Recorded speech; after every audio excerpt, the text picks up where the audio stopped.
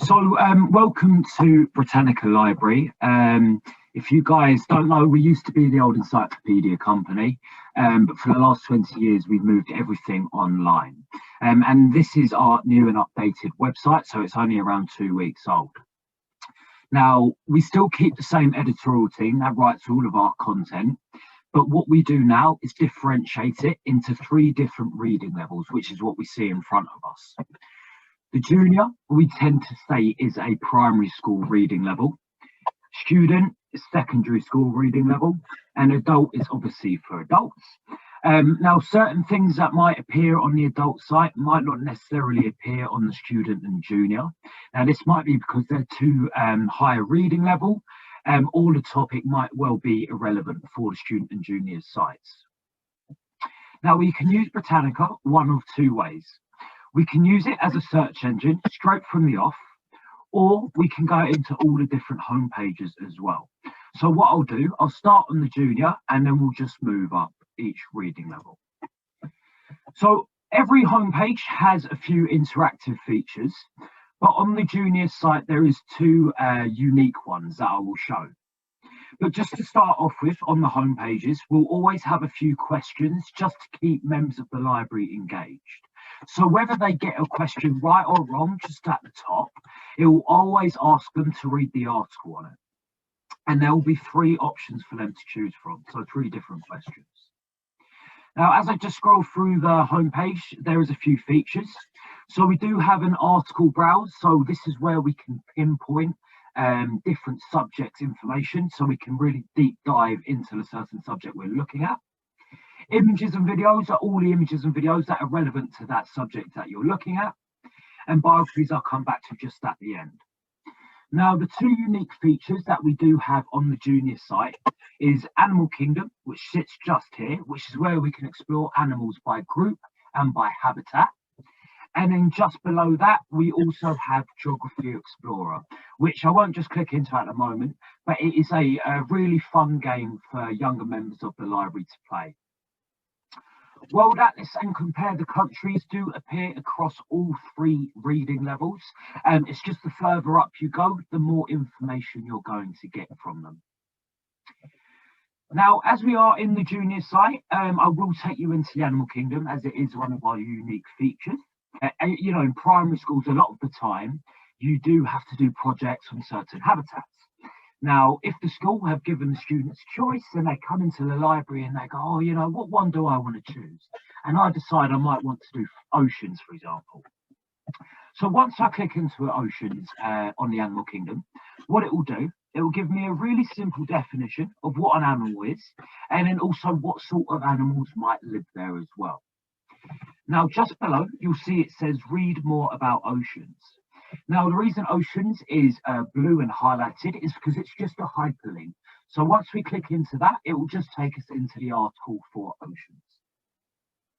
Now, everything below is obviously highlighted as our animals for oceans. But what it will do, once I click into African penguin, it will then take me into an article on the junior site. Now, I always find the best thing about Britannica is the tools within the articles itself. Now, for example, if I'm a member of the library and I've come in and I'm not too sure what a certain word means as I'm reading along, I can always left click on it twice and it will always give me the dictionary definition. Now, not only that, we can actually have that singular word read to us just there as well. Scientific. Now, if we came into the library and we would prefer to have articles read aloud to us, just like we just had scientific read aloud to us just there. Just in this top right hand corner, we have a read aloud tool. Now, the read aloud tool sits here to help support any special educational needs members of your library, because what it will do, it will highlight each sentence in yellow and it will read it out in a nice clear voice. So if you do have any dyslexic members of the library, it's a lot easier for them to read. So I'll just show you how that looks. The African penguin is a small bird that lives in southern Africa. It is also known as the black-footed penguin or Cape penguin. So as I say, just sentence by sentence and nice and easy. Now, just on the right hand side, we have what we call our toolbox. Now, the favourite tool I'll come back to just at the end. This is where we can create our own personal account. The print option. So obviously you'll notice on the junior site, it is quite a colourful background. And so when we print it out, it will only print us out the actual text. So we won't have the image of the penguin or the mountainous background. But if we do ever want to print off the penguin image, we can just click onto it and it will give us that option.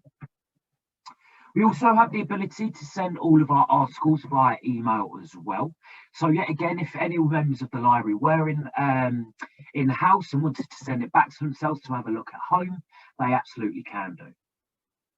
We do also have a citation tool. Now, just in case anyone's not familiar with what a citation is, it's just a referencing tool. And a lot of the time, it's a lot more relevant for university students and A-level students. So what they'll do, they'll just copy and paste that link, and then they can add it to their bibliographies so that they know where they're getting their information from.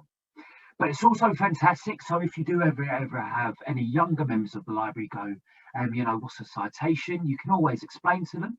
And you can always let them know that it's always fantastic to know about Britannica, that it's safe and secure, and you know where you're getting your information from, and it's factual. Just below that, font up, font down, nice and easy.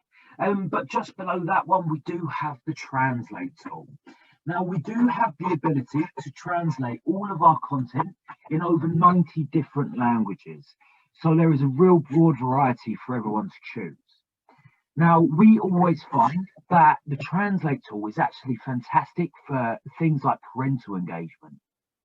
So if you do have any members of the library that come in and they're struggling a little bit with reading English, they can always translate it into their own favourite language. Now, what we can do is actually hover over a piece of text, and we can always get the original text back in English as well. So not only can we learn about the African penguin, but we can also learn it in English and Polish as well. Now, throughout the resource, we can shop and change the reading level. So just in this top right-hand corner, you see it has reading level 1, which we are on at the moment, and then reading level 2. So once we click up to reading level 2, it will then take us into the student site, which is what we call our secondary school reading level. But we still have the exact same features there as well. So we'll still have the double click dictionary, and our read aloud tool sits here, translate, citation, print, etc. So it's a real nice and easy layout. Now, if I've come in with a friend into the library and he might be on the student reading level, and I might be struggling just a little bit, so I'd prefer to go back down to reading level 1, I can always do that. And it will give me that same information we was just reading on the junior site, but it will still have that secondary feel to it. So it will keep us in the student site as well. Now, if we ever want to go back to a home page, all we have to do is just click up to student and it will take us straight back. Now, as I say, the layouts are quite similar across all 3 home pages, but we do have those 2 interactive features that we always quite like to show, and that is World Atlas and Compare the Countries. Now, World Atlas and Compare the Countries just sits near the bottom of the student homepage. So what we can do, we can just click Explore Atlas, and it sort of works similar to Google Earth. So what we can do is just drag and drop this little man in the bottom right-hand corner, anywhere in the world, and what it will do, it will always give us the street view. Now, obviously you can tell this is a fantastic geography tool because you can see all these different sort of landscapes that there are in the world. But it's also fantastic for any visual learners that come in and use the resource as well. Now, instead of just dropping anywhere in the world, we can actually use World Atlas as a project tool as well. So we can actually come up here to find a place and type a country in. So for example, I might be doing a project on Italy. So once I type in Italy, just below you see we have summary, profile and related. So the summary is the article on Italy. The profile is all of these stats and facts which are provided to us by World Bank. And then also everything related to it as well. So we can get that continuous learning. As I say, if we ever want to go back to our homepage, just click up to student and it will take us straight back. And now I'll just quickly show you compare the countries. Now, for this week, we have Nepal and Switzerland as our default, but next week we could have 2 different countries, so that does change. Now, what we have the ability to do, so all those stats and facts we can look at for Italy, we can come down to compare the countries and then choose our own. So, for example, as I say, we have Nepal and Switzerland, so we can see all the different population, life expectancy. So yet again, a fantastic geography tool, but also you have a bit of maths in there with all the different stats as well. Now, Britannica is a completely live website. So we're updated roughly every 20 minutes by our editorial team.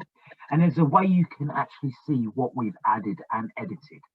So if you scroll right down to the bottom of the student site, we have what we call new and revised articles.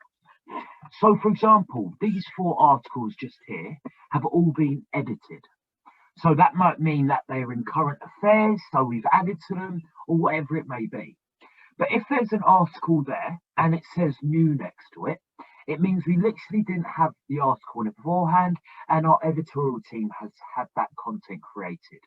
Now, the reason I have that content created, yet again, because it might be a new topic in the news, or a subscriber may well have asked us to have that content created.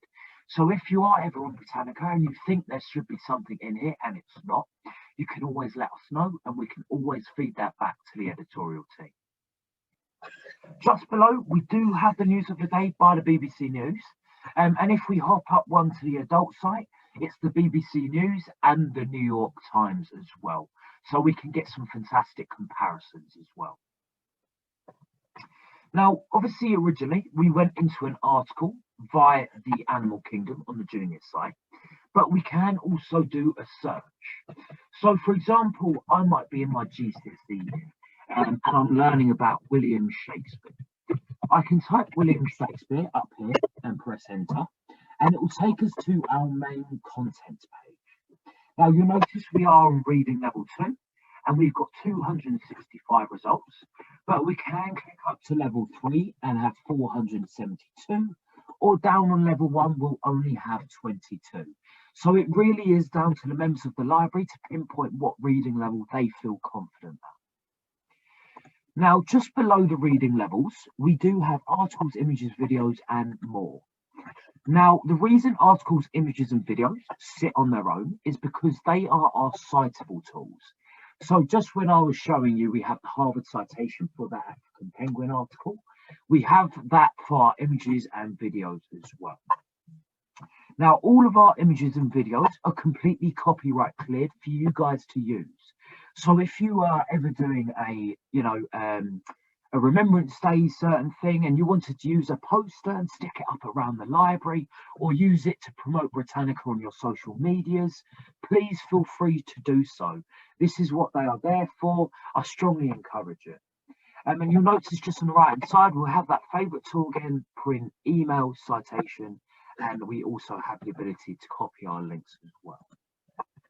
Now, the only thing slightly different with our videos is that we can actually read the transcripts below. So yet again, if you do have any members of the library that might be hard of hearing at all and would prefer to read along, they absolutely can do. And it's also a fantastic feature for when we're trying to take extracts out of the video as well. Now, I'll just scroll up to the more section.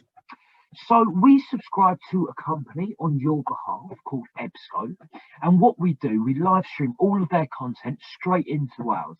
And yet again, our fantastic editorial team goes through it and differentiates it into the 3 different reading levels. So if we was down on reading level 1, we would have some really cool magazines for the younger members of the library. And if we clicked up to reading level 3, it would be a lot more detailed academic journals.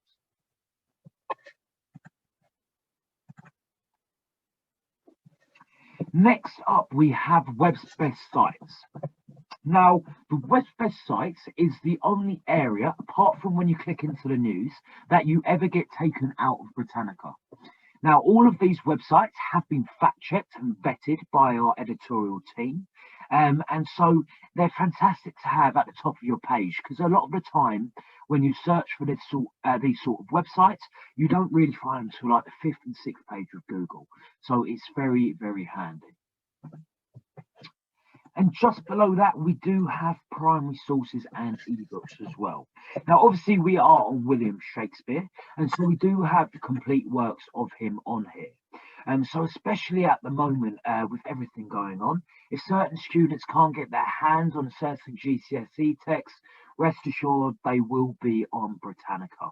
And so we, just for example, we have King Lear, Othello, Macbeth, and we do have things like Charles Dickens' Bleak House as well. So it's a nice broad variety of different primary sources and ebooks for them to use.